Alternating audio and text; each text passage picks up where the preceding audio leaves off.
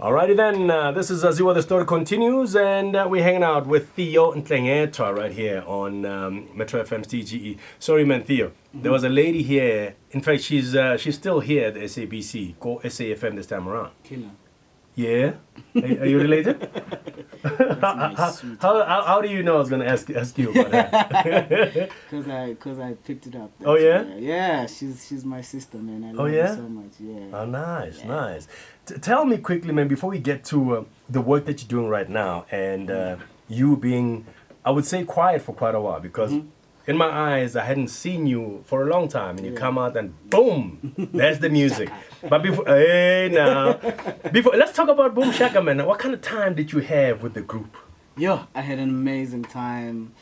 We started this when we were young, so it was an experience and an experiment for Mosquito and the guys. When we grew up, we were at the club called Arena, and we just like having fun as kids. Yeah. And Junior came through and he said, "Man, I want to start a band."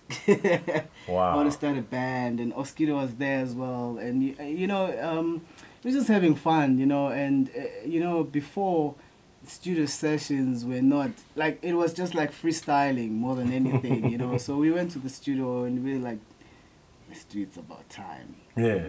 And we were just chilling at the corner there. Timby was writing the lyrics. Yeah. Junior was writing his lyrics, and I was writing, and then we're like, what are we singing about? Like, no, we're just singing about fun. Yeah. It's about time to listen to Boom Shaka. Wow. And I mean, it was such a great experience, a great journey that I will ever cherish in my life. And I don't regret anything about me growing up and even, going through stuff that life takes you.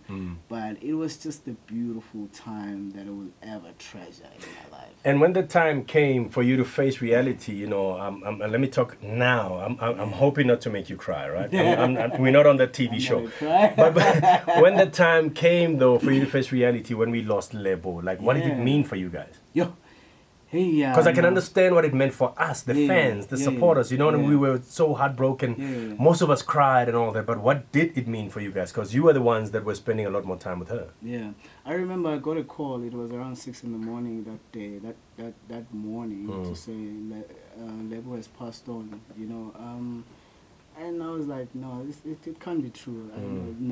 Lebo is not a dying time. Yeah. You know what I mean? And it hit me after 2 years of her passing. Wow. And I had to, when people that you love pass on,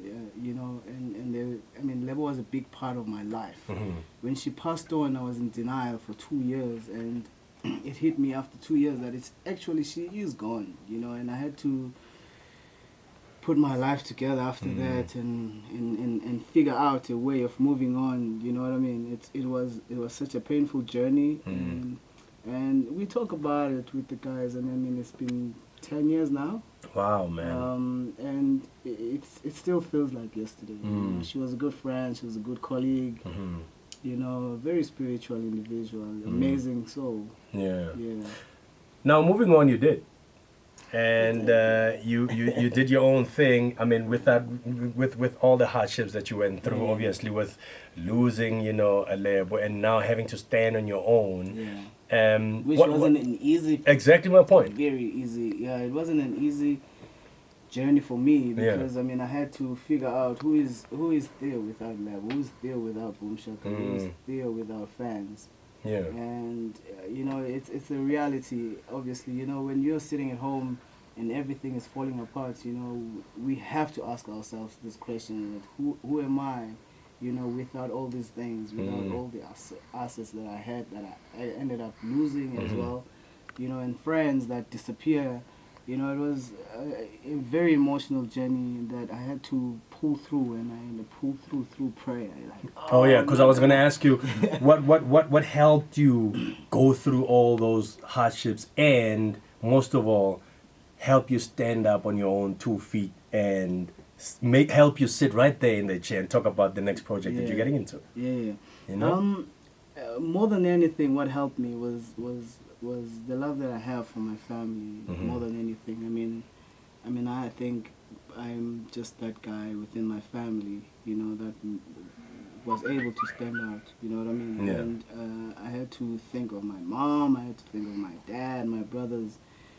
And you know, as you know, when you grow up, because you know, you also have to think that, ish, I don't want to disappoint myself and the people around that I love. You know what I mean? And and I had to like pray a lot. Yeah.